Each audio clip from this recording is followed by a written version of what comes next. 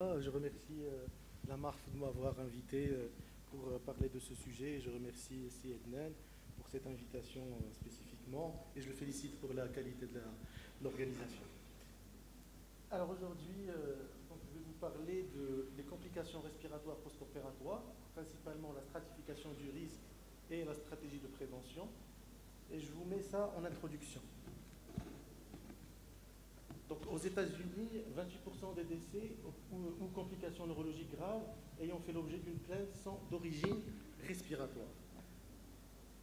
Je mets ça pour vous montrer l'impact de ces complications d'origine respiratoire, pas uniquement post-opératoire, mais dans le périopératoire, et qui sont actuellement objet effectivement de poursuites judiciaires parce que la population est beaucoup plus consciente des problèmes qui se passent sur le plan médical. Et j'attire votre attention sur les patients et les familles des patients qu'on fréquente maintenant, soit au public, à l'hôpital, soit à la clinique, des patients et des familles qui sont plus exigeantes. Et c'est plus comme avant, alhamdoulilah, tout s'est bien passé, ou là ça s'est mal passé, c'est pas grave. Maintenant, on est face à cette contrainte de faire vraiment attention à ce qui se passe. Donc, on va essayer de répondre à ces questions. Quelle est l'incidence de ces complications respiratoires post-opératoires? Quel impact sur la morbimortalité? Comment définir les complications respiratoires post-opératoires? Y a-t-il des facteurs de risque sur lesquels on peut agir? Donc, ce qui fera la stratégie de la prévention, basée sur ces facteurs de risque qu'on va appeler modifiables. Alors, je commence par vous montrer cette étude qu'on a réalisée chez nous au service de réanimation centrale à Rabat, un peu ancienne, mais qui quand même, vous allez voir sur les résultats, reste d'actualité. Donc c'est une étude rétrospective de 2007 à 2011 et qui inclut 125 patients. C'est l'épidémiologie et les facteurs de risque des complications respiratoires majeures après la chirurgie de l'aorte abdominale. On a recensé 17,5% de complications respiratoires. Si vous voyez les autres complications, c'est la complication la plus fréquente qu'on a. On l'avait définie comme difficulté de sevrage, comme ventilation, comme pneumopathie, SDRA, macroatelectasie nécessitant pardon, j'ai une autre.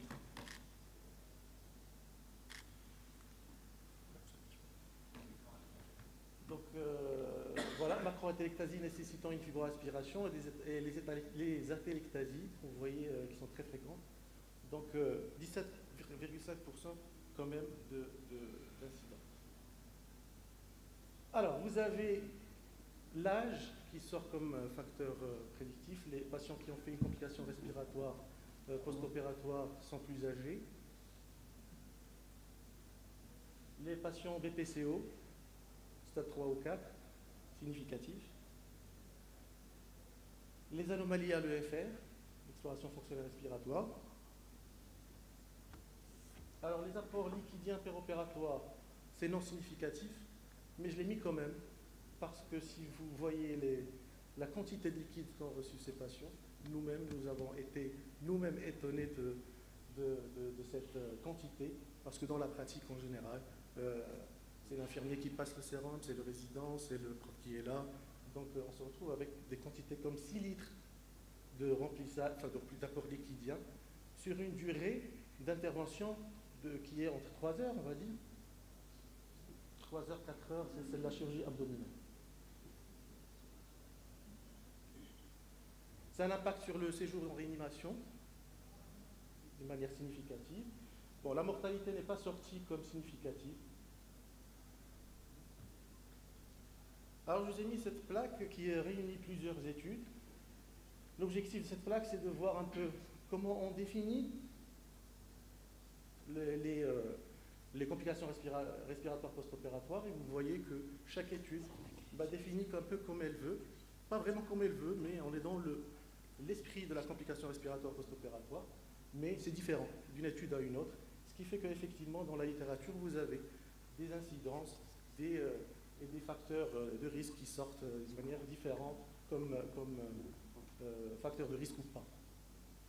Donc vous avez l'hypoxémie en général, les pneumopathies, l'intubation imprévue, les définitions. Alors il y a la définition de European Perioperative Clinical Outcome.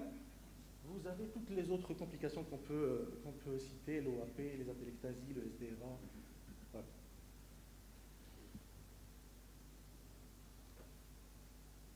L'incidence.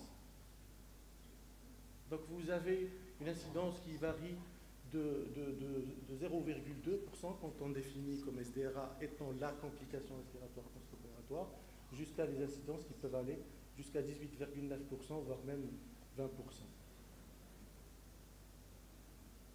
La mortalité ici aussi varie jusqu'à 30%. Et vous avez cette mortalité quand on s'intéresse aux patients à faible risque et aux patients à haut risque est différente. 29,7% par exemple quand c'est à faible risque et 30% quand c'est à haut risque. Et il ne faut pas négliger aussi la mortalité à 30 jours et à 90 jours qui reste quand même significativement élevée. 19,5% et 24,4% à 90 jours. C'est énorme comme impact sur la morbimortalité chez ces patients. Et d'ailleurs, ces complications respiratoires sont un peu négligées par rapport aux complications cardiaques. Tout le monde s'intéresse aux dommages myocardiques, à l'infarctus post-opératoire. On fait une stratégie de prise en charge, mais on néglige ou on n'est pas conscient de l'impact de ces complications respiratoires post-opératoires sur la morbimortalité. J'ai mis cette plaque pour la définition. Plusieurs équipes ont essayé d'un peu standardiser les définitions en général. Et vous avez cette équipe qui a fait européenne, donc qui ont défini le European Perioperative Clinical Outcome, qu'on peut suivre ou pas suivre pour réaliser nos études. Donc, rapidement, c'est pour définir la respiratory failure, l'insuffisance respiratoire, donc PaO2 inférieur à 60, un PAFI inférieur à 300, une saturation inférieure à 90 ou le recours à l'oxygène. Et puis ils définissent aussi l'infection pulmonaire. Je vais vous rappeler rapidement les complications respiratoires post-opératoires pour qu'on sache de quoi on parle, pour passer aux facteurs de risque et à leur prévention. Donc on les définit classiquement, soit par précoce tardive ou au réveil et après la période de réveil. Donc complications du réveil, c'est l'hypoxémie du réveil, donc qui sont dues à l'effet résiduel des agents anesthésiques, par l'hypoventilation, l'obstruction des voies aériennes supérieures, la dérégulation des commandes centrales, les atélectasies. 75% des patients sous anesthésie générale développent une atélectasie, voire même, je pense, plus que 75%, si ce n'est pas tous les malades, sous anesthésie générale. Alors, la douleur post-opératoire participera aussi par l'atout inefficace, par l'hypoventilation. Regardez cette image. Après induction, pas d'atélectasie, atélectasie juste après l'induction.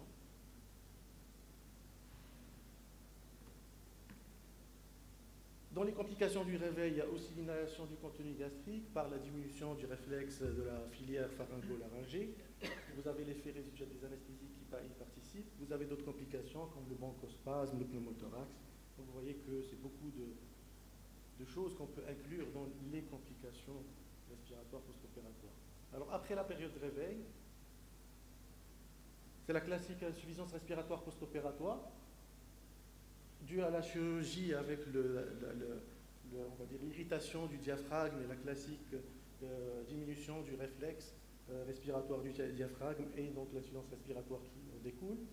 Vous avez la possibilité de l'agression d'un autre foyer sur le poumon et ce qui définit le SDRA secondaire, l'OAP hémodynamique et les décompensations de tout ce qui est maladie respiratoire chronique, BPCO, fibrose ou autre.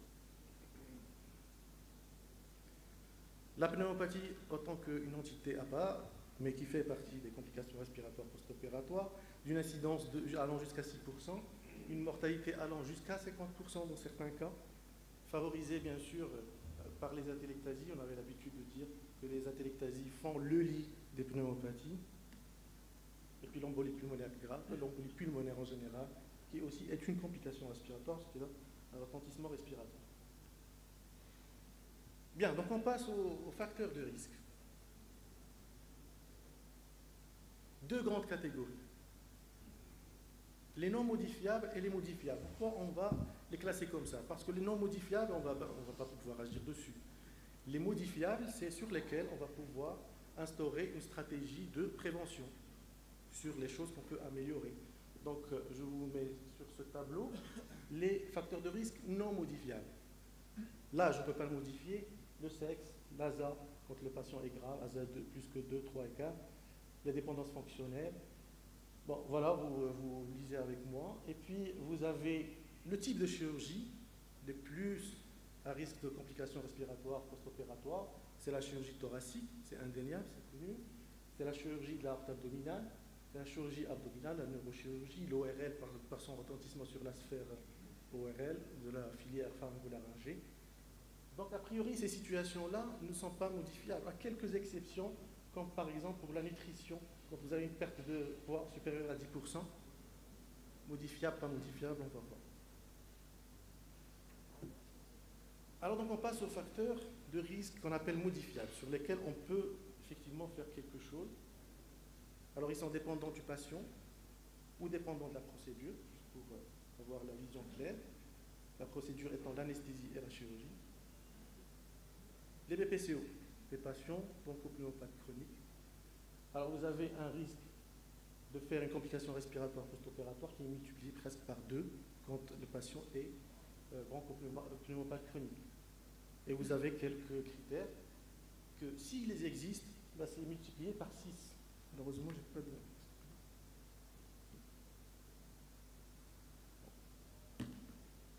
Frein expiratoire, râle, ronchie, sibilant, diminution du murmure vésiculaire, Odd ratio 5,8. Bon, pour ceux qui aiment les statistiques, effectivement, ça croise un peu le 1. C'est entre l'intervalle de confiance, il est entre 0,4 et 32. À prendre avec précaution, mais c'est quand même un chiffre qui est parlant. Ce qu'il faut prendre en considération quand il s'agit de BPCO, c'est la gravité de la maladie. Un BPCO n'est pas un BPCO, c'est pas la même chose. Un BPCO peut être insuffisant respiratoire, comme il ne peut ne pas être encore en stade d'insuffisance respiratoire, donc c'est pas la même chose. Donc il faut vraiment prendre en considération la sévérité de la maladie pour prévoir la complication respiratoire post-opératoire. L'usage du tabac est un facteur de risque qui est clairement démontré depuis toujours. Et l'arrêt du tabac pour au moins 4 semaines permet de diminuer la survenue des complications respiratoires post-opératoires avec un risque relatif de 0,81. Vous voyez que c'est inférieur à 1, donc c'est significatif. Donc il faut arrêter le tabac quand il s'agit de patients fumeurs. La mortalité à J30, elle est un peu plus élevée que dans la population générale. Le syndrome d'apnée de sommeil, c'est un facteur de risque indépendant dans les études, vous voyez les références. Et en général, il est associé à l'obésité, donc l'impact seul du syndrome d'apnée ou de l'obésité, en général, difficile de faire la distinction entre les deux. Ce qui est clair, c'est que l'obésité est un facteur de risque quand la BMI est supérieure à 40. Alors, vous avez l'insuffisance ventriculaire gauche, qui est aussi un facteur de risque qui multiplie la mortalité par 2. Et le score de NIA est corrélé à la complication respiratoire post-opératoire quand vous avez un patient qui a un stade de NIA 3 ou 4, donc la mortalité est plus élevée. Là aussi, il faut faire la distinction. C'est un domaine un peu compliqué sur des patients qui peuvent avoir une dysfonction diastolique avec une fraction d'éjection qui est conservée ou une fraction d'éjection qui est basse. Donc il faut faire attention avec ces patients. C'était les facteurs de risque dépendants du patient. On passe aux facteurs de risque qui sont modifiables dépendant de la procédure, la chirurgie et anesthésie. Alors vous avez l'anesthésie générale et l'anesthésie loco-régionale. L'anesthésie générale altère les fonctions respiratoires, c'est indéniable, centrale et périphérique, par les médicaments qu'on emploie, les curares, les hypnotiques. le risque de survenue de complications respiratoires, il est supérieur quand on utilise l'anesthésie générale versus l'anesthésie loco-régionale. C'est communément admis.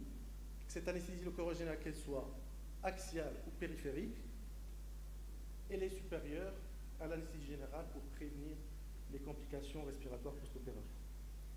Alors, sur cette étude, 2000 patients, vous avez 2% de complications respiratoires post-opératoires en ALR et 7,5% sous anesthésie générale. Et la méta-analyse de Cochrane, ils ont démontré que l'anesthésie loco-régionale diminue le risque de complications respiratoires post-opératoires et l'association anesthésie générale, anesthésie loco-régionale est meilleure que l'anesthésie générale seule. Donc chaque fois qu'on a la possibilité d'utiliser l'anesthésie loco-régionale, même si ce n'est pas à utiliser seul, il faut l'associer à l'anesthésie générale. Ça a un impact sur la survenue des complications respiratoires post-opératoires. Pour la chirurgie, est-ce qu'il faut utiliser la laparotomie ou la laparoscopie? Le sujet est clair. La laparotomie est plus pourvoyeuse de complications respiratoires. Donc il faut, à chaque fois que c'est possible, aller à la laparoscopie. La transfusion en elle-même a été identifiée sur plusieurs études comme un facteur de risque de complications quand il s'agit d'une hémoglobine inférieure à 10 grammes par décilitre.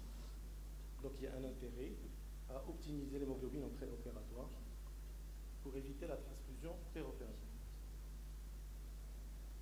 Alors, stratégie de prévention du risque de complications respiratoires post-opératoires. Vous avez la stratégie d'optimisation de l'état clinique, la stratégie anesthésique et périopératoire, et on va parler du RAC. Pour le patient de PCO, si le patient est stable, il ne faut rien faire.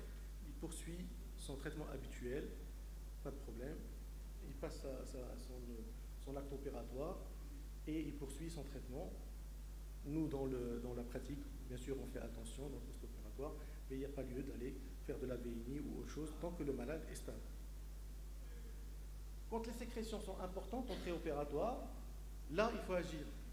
Kinésithérapie préopératoire, l'éducation thérapeutique, quand on a le temps de le faire, optimisation du traitement de fond. On peut ajouter des bronchodilatateurs à courte durée, et puis les corticoïdes systémiques si on juge nécessaire pour l'état du patient. Je parle des PCO qui sont grade 3 ou 4. Maintenant, quand le PCO, bien sûr, est en décompensation, ceci est une autre question. Il faut chercher pourquoi il a décompensé, traiter la cause de décompensation. Si ce n'est pas un acte chirurgical urgent, il faut le délayer. Et si c'est urgent, il faudra prévoir toutes les précautions possibles. Alors pour le tabac, donc comme j'ai dit tout à l'heure, l'arrêt du tabac est systématique. La question était la durée de l'arrêt. Est-ce qu'il faut absolument arrêter 8 semaines avant de proposer la chirurgie? Est-ce qu'il faut proposer 4 semaines? Maintenant, les recommandations de l'ASFAR sont claires. Il est recommandé systématiquement d'arrêter en préparatoire le tabac indépendamment de la date de l'intervention. 3 jours, 2 jours, 1 jour, le jour même, en tout cas, il faut dire aux patients d'arrêter de fumer parce que la question était l'augmentation des sécrétions trachéobronchiques quand l'arrêt dure 2-3 jours, mais les études actuellement ont montré que ce n'est pas vrai, ça ne retentit pas sur le pronostic et donc il faut arrêter le tabac.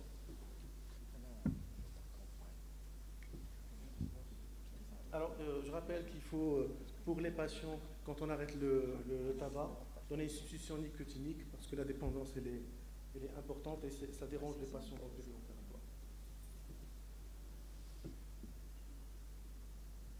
Alors, sur le plan nutritionnel,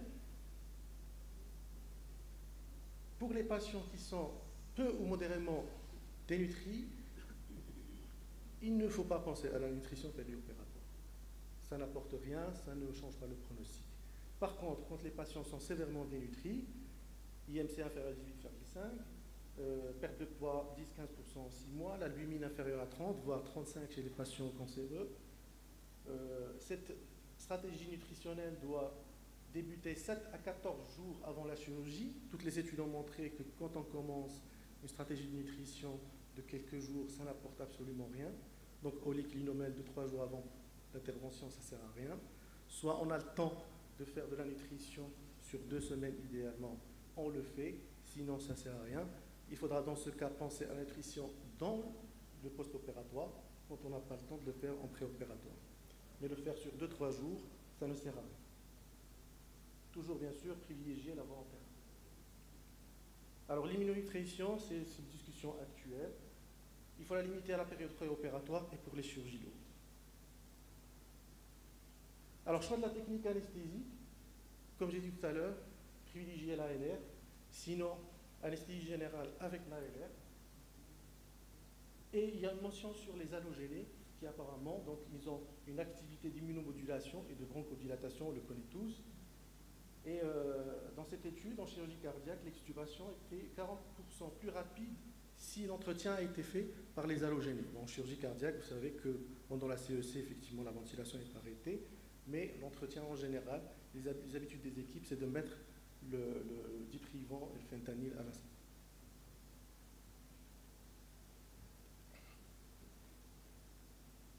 Alors la ventilation, je vais peut-être, puisqu'il ne reste pas beaucoup de temps, laisser professeur Faroudi et professeur Bokata vous parler de ce sujet. Mais quand même, je dis quand même un mot sur la ventilation protectrice, quand même, si Manoul. La ventilation protectrice, c'est obligatoire. C'est plus un sujet à débat, je crois. Il faut plus réfléchir. Il faut mettre un volume bas, une PEP, faire des manœuvres de recrutement. Je dis ça rapidement. Voilà la différence quand on fait une PEP et une induction avec CPAP. Donc des poumons qui sont plus clairs. Ça aussi, c'est une étude, c'est une pause study, mais je pense que le professeur Faroudi va vous parler de ça. La volémie, dans notre étude, 6 litres d'apport. Alors le débat actuel sur la volémie, il y a eu une discussion avec le professeur Beldaï tout à l'heure sur le retentissement sur le rein. Ben, il y a un retentissement sur tous les organes, en fait, c'est pas que le rein. C'est quand il y a une stratégie libérale, quand on remplit beaucoup les patients, ben, ça retentit sur le poumon, ça retentit sur le rein, ça retentit sur le cœur, ça retentit sur les intestins. Quand on fait une chirurgie digestive, il y a plus de risque de lâchage. Donc en fait, ce sujet de volémie est je pense maintenant, sujet de débat, mais dans l'intérêt du patient. Ça veut dire que quelle quantité de fluide, tout à l'heure, il a répondu, professeur Verdier, il faut que ça soit monitoré. Précharge dépendance. Il n'y a pas une quantité, il n'y a pas une formule magique. Ce n'est pas 3, 4 000 kilos, ce n'est pas 5, ce n'est pas 9. Il faut agir avec des objectifs. Quel fluide? Maintenant, la mode, c'est les fluides balancés, les cristalloïdes balancés. Bon, nous, on utilise les cristalloïdes en pratique clinique. Si on a les balancés, ben oui, pourquoi pas les balancer. Et je voulais juste vous dire que la stratégie libérale et remplir trop les patients, ça augmente les complications respiratoires post-opératoires. Je vous réfère à la recommandation de l'ASFA. La VINI, je laisse ça pour le professeur Bokata, il va vous en parler de manière plus détaillée. Juste cette étude qui montre que quand on utilise une CPAP pendant plus de 6 heures par jour versus un traitement standard, il y a moins de complications respiratoires post-opératoires. Et puis la kinésithérapie respiratoire, donc là, les méta-analyses en général ont prouvé l'intérêt de l'expansion pulmonaire, de l'éducation du patient, de la spirométrie incitative. Chez les BPCO, encore plus d'intérêt. Dans le post-opératoire, la spirométrie incitative seule, elle est discutée. Il ne faut pas que la spirométrie incitative. Alors l'analgésie, un mot. Si vous voulez retenir quelque chose, c'est l'analgésie péridurale. Dans toutes les études, avec quelques exceptions critiques, l'analgésie péridurale reste le gold standard. Quand on compare l'analgésie péridurale, je parle des chirurgies à risque, quand c'est une chirurgie thoracique, quand c'est une chirurgie de l'arbre abdominale, l'analgésie péridurale permet de diminuer la fréquence ou l'incidence des complications respiratoires post-opératoires. de diminuer les atelectasies, de diminuer les pneumopathies. Vous avez les références ici. Elle est supérieure aux opioïdes, elle est supérieure même aux blocs paravertébraux, et son intérêt chez le BPCO n'est plus à discuter. Vous avez ces études qui juste démontrent ce que je viens de dire, avec un seuil de significativité. La même chose pour cette étude. 15 études randomisées, 1179 patients, anesthésie générale versus anesthésie générale plus analgésie péridurale thoracique.